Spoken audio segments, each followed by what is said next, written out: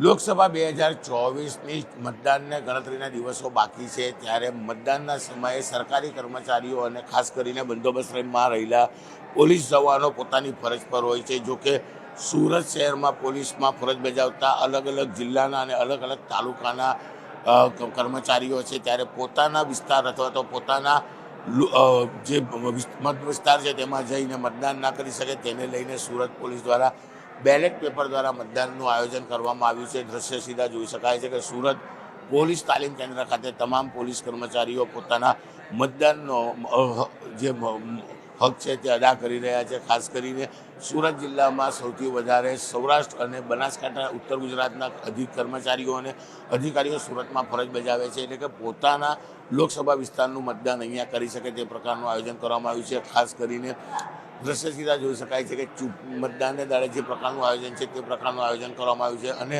અહીંયા મતદાન બેલેટ પેપરથી કરવામાં આવે છે. ત્યારે ચૂંટણી અધિકારી આપણી સાથે છે, આપણે સીધા તેમની સાથે પણ વાત કરીશું. દ્રશ્ય સીધા જોઈ શકાય છે, તમામ પોલીસ કર્મચારીઓ વહેલી સવારથી પોતાના મતદાનનો ઉપયોગ કરવા પહોંચ્યા છે અને લાઇનમાં ઊભા છે. અહીંયા આવતાની સાથે જ પોતાના વિસ્તારમાં પોતાના ઉમેદવારને મત આપી રહ્યા છે. આપણી સાથે ચૂંટણી અધિકારી છે, તેમની સાથે વાત કરવાનો પ્રયાસ કરીશું. શું કહેવું છે એ પોતાના અધિકારી સાથે જ્યારે વાત કરી રહ્યા છે. મતદાન જે રીતે ચાલી રહ્યું છે, લગભગ કહી શકાય મોડી બપોર સુધી આ મતદાન ચાલશે, ત્યારે જે મેડમ છે આપણે મેડમ સાથે વાત કરવાનો પ્રયાસ કરીશું. ચૂંટણી અધિકારી છે, ત્યારે ચોક્કસપણે શું કહેવું છે કે જે પ્રકારે મતદાન ચાલી રહ્યું છે, પોલીસ કર્મચારીઓ તે દિવસે ફરજ બજાવતા હોય છે ત્યારે પોતાના મતનો અધિકાર કરી શકે, કારણ કે મતદાન એ તમામ લોકોનો હક છે. ત્યારે પોલીસ કર્મચારીઓથી લઈ સરકારી કર્મચારીઓમાંથી બાકાત કેમ રહે તે દિવસે ફરજ હોવાને લઈને તેમના માટે ખાસ આયોજન કરવામાં આવ્યું છે.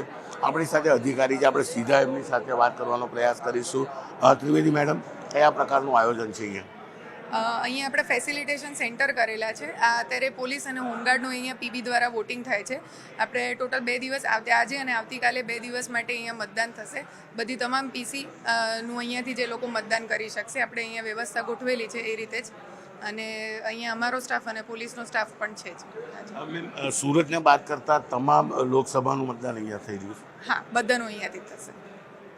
અલગ અલગ જિલ્લા તાલુકા અને જિલ્લાઓમાંથી ફરજ માટે સુરત આવેલા કર્મચારીઓ પોતાના જિલ્લાના ઉમેદવારને મતદાન આપે તે પ્રકારનું આયોજન સુરત પોલીસ અને ચૂંટણી પંચ દ્વારા કરવામાં આવ્યું છે અને તમામ કર્મચારીઓ મતદાન કરી રહ્યા છે. જોકે તમામ લોકોનું મતદાન આજે થઈ શકે તેવું નથી, જેને લઈને આજે અમુક કર્મચારીઓનું અને આવતીકાલે એટલે કે આજે ને કાલે 2 દિવસ બેલેટ પેપરથી સુરત પોલીસ દ્વારા મતદાન કરવામાં આવશે.